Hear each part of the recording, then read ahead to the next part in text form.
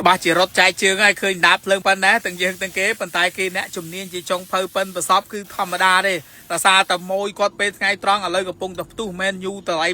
$7មកហូបបារាំងពុកម៉ែបងប្អូនមិនមែនមានតែស្តេកទេណាពិសេសមែនតើហើយលក់ដាច់ណាពេលថ្ងៃអ្នកទាំងអស់គ្នាអាចទៅសាកល្បងភ្លក់រសជាតិមកហូបបារាំងនៅទីនេះបានអញ្ចឹងឃើញតាំងពីភ្ញៀវរបស់គាត់បរទេសបារាំងអីគេចូលចិត្តមកសាកណាអញ្ចឹងយើងខ្មែរចង់ដឹងម្ហូបបារាំងមើលរសជាតិគេមិនមកសាកបានតាន់គេមានជំរើសមែនយូតម្លៃត្រឹមតែ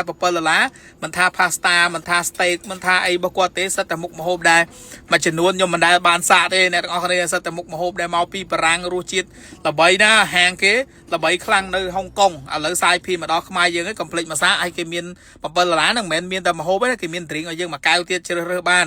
ហើយជាមួយនឹងហាងនេះក៏គាត់មានជាប្រភេទ pizza ដែរគេហៅ Dos Boy អញ្ចឹងសម្រាប់ Dos Boy នេះគឺ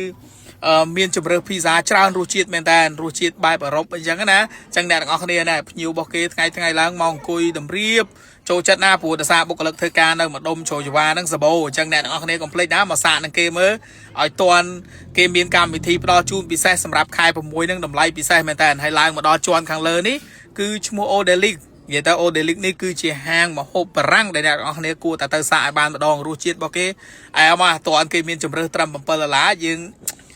យូរម្ដងចេញពីធ្វើការ$7ខ្ញុំគិតថាសមរម្យហើយគេមានជំរើស menu ច្រើនដែលអ្នកទាំងអស់គ្នាអាចសាកល្បងភ្លក់ជំរើស menu នេះបានព្រោះអីម្ហូបមួយចាន drink មួយឆ្អែតព្រោះអីគេមានជំរើសឲ្យយើងញ៉ាំណាអញ្ចឹងអាចមករកបាន Odelic បើកតាំងពីម៉ោង10ព្រឹករហូតដល់ម៉ោង10យប់ទីតាំងនៅជិតជ្រោយចង្វាកំពង់មូលជ្រោយចង្វាទេអត់ឆ្ងាយទេអញ្ចឹងមកដល់អ្នកទាំងអស់គ្នាអាចញ៉ាំជា oyster ព្រោះ oyster គេឮថាថ្ងៃពហុនោះមាន oyster មួយគ្រាប់$1ទៀតអូយ oyster គេសិតតែ oyster ល្អដែលអ្នកទាំងអស់គ្នាអាចសាកល្បងភ្លក់ហើយមិនមែនហាង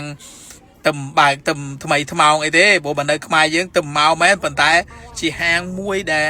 franchise ល្បីនៅខាងហុងកុងខ្លាំងហើយ steak របស់គាត់នេះ$7អ្នកទាំងអស់គ្នាបាន drink មួយកែវទៀតអញ្ចឹងខ្ញុំគិតថាសមរម្យណាស់សម្រាប់អ្នកទាំងអស់គ្នាញ៉ាំពេលថ្ងៃត្រង់ឡាញ់ម្ហូបរបស់គេមួយហើយដូចអាមួយនេះអញ្ចឹងម្ហូបល្បីនៅបារាំងប៉ុន្តែខ្ញុំអត់ចាំឈ្មោះទេមុខមនុយរបស់គេសិតតែពិបាកហៅពិបាកចាំហើយអានេះជាប្រភេទ high tea របស់គេញ៉ាំរបៀប couple 2នាក់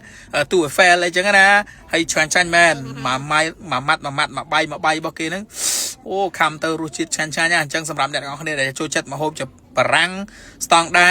ម្ហូបរបស់គេ test ចំហ្មងហើយបរិយាកាសហាងស្អាតលយគឺអាចមកនឹងបានលយខ្លាំងណាស់និយាយទៅ